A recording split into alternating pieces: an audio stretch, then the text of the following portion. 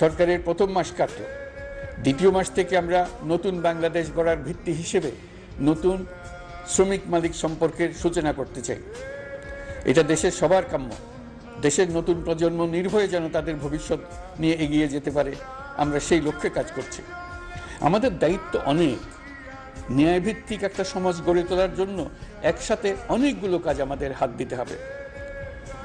1 জুলাই থেকে 5 আগস্ট পর্যন্ত ছাত্র জনতার গণ আন্দোলনকে দমন করতে যেসব ফৌজদারি মামলা দায়ের করা হয়েছিল, এর মধ্যে হত্যা মামলা ছাড়া বাকি প্রায় সকল মামলা প্রত্যাহার করা হয়েছে। এইসব মামলায় গ্রেফতারকৃত সকলে মুক্তি পেয়েছে।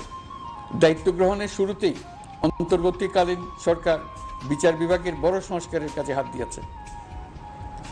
যোগ্যতম ব্যক্তিকে প্রধান বিচারপতি নিয়োগ দেওয়াতে মানুষের মনে নতুন আশার সঞ্চার হয়েছে।